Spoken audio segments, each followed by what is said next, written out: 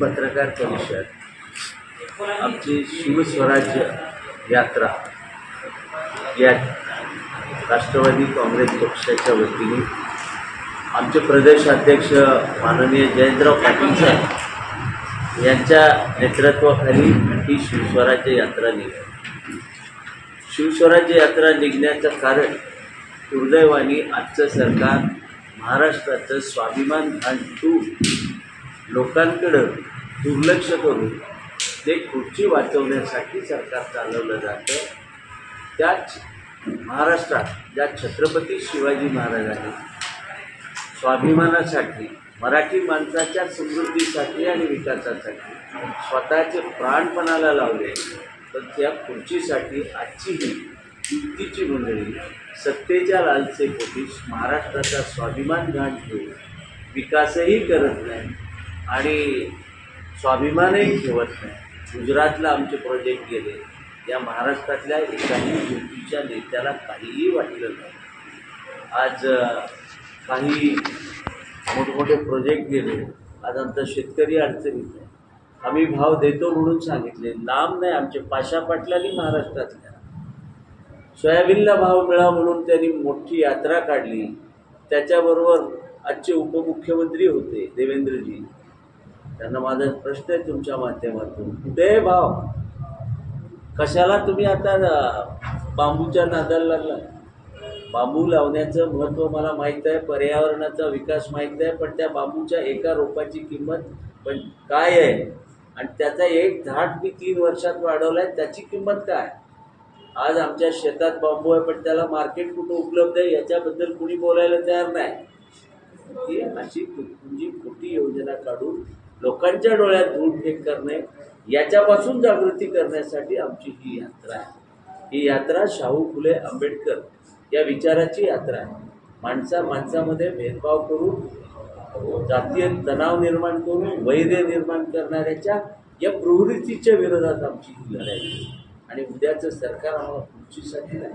पवारसाहेबांचा विचार आठवत असेल तर बघा, लक्षात ठेवा, परमपूज्य बाबासाहेब आंबेडकरांचं नाव मराठवाडा विद्यापीठाला द्यायच्या वेळेस लोकांनी सांगितलं की पवारसाहेब तुमची सत्ता जाईल। पवारसाहेबांनी छत्रपतीच्या पाण्याने सांगितलं की माझी सत्ता गेली तरी चालेल, पण मी विद्यापीठाला परमपूज्य बाबासाहेबांचं नाव देईन। कुठून आलं? या महाराष्ट्राचं आद्यदैवत छत्रपती महाराजांचं शिक्षण अंगीकारलं म्हणून ही आमची प्रवृत्ती। आज दुर्दैवाने काय चाललं? कुठे गोळ्या, एक आमदार पोलीस स्टेशनमध्ये गोळ्या झाल्या, दुसरा आमदार बाईबद्दल बोल, तिसरा आमदार खासदार रोज एकाचे भ्रष्टाचाराबद्दल बोलणारा खासदार उघडे कपडे घेऊन दुसऱ्या बाईंवर बोलतो, बाईबरोबर चालतो। अशी किती उदाहरणं देता येतील की पावला पावलाला महिलांचा अपमान, सामान्य शेतकऱ्याचा अपमान, विद्यार्थ्याला रस्त्यावर यावं लागतं, जातीच्या नावावर मोटरसायकलवर जाणाऱ्या पुण्यातल्या मुलाच्या गळ्यावर कोयता मारला जातो। या गोष्टी या देशामध्ये व्हायला लागल्या, या राज्यामध्ये व्हायला लागल्या। म्हणून याच्या विरोधात आता मी आपल्याला विनंती करणार आहे, आपण सुद्धा टिळकांचं परंपरा चालणारे, घेऊन चालणारे पत्रकार आहात। अण्णाभाऊ साठेंची परंपरा, बाबासाहेब आंबेडकरांची परंपरा घेऊन जाऊ।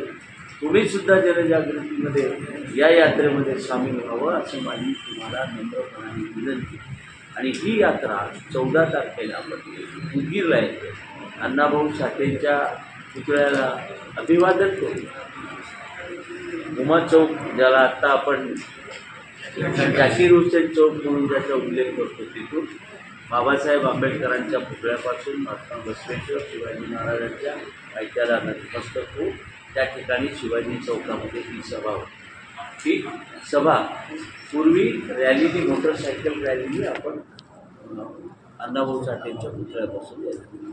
ही सभा संपल्यानंतर विनायकराव पाटील अहमदपूरला एक विनायकराव पाटलांनी आयोजित केली, राष्ट्रवादी पक्षाने आयोजित केलेली सभा आहे। त्या सभेला, ती सभा आंबेडकर चौकामध्ये 5 वाजता आहे। त्या सभेला ही सर्व मंडळी, या सभेमध्ये मान्य जयंत पाटील साहेब असतील, खासदार सुप्रियाताई असतील, जितेंद्र आव्हाड साहेब आहेत, अनिल देशमुख साहेब आहेत, राजेश टोपे साहेब आहेत, खासदार अमोल कोल्हेजी आहेत, आमच्या पक्षाच्या राष्ट्रीय अध्यक्ष, महिला अध्यक्ष आहेत जयदेव गायकवाड साहेब आहेत, अशी ही आमची राष्ट्रवादीची सक्षम टीम या महाराष्ट्राच्या विद्यमान सरकारचं पाप उघडं पाडण्यासाठी आणि स्वाभिमान जागृत करण्यासाठी आणि आम्ही सगळे लढवई आणि सुदैवाने सांगायला मला आनंद होतो या लढाईमध्ये भालेराव साहेबासारखा एक नवा योद्धा आमच्यामध्ये सामील झाला आहे याचाही आम्हाला रास्त अभिमान आहे. आणि ही लढाई आता अशा पद्धतीने घडणार आणि इतकी चांगल्या पद्धतीने करणार.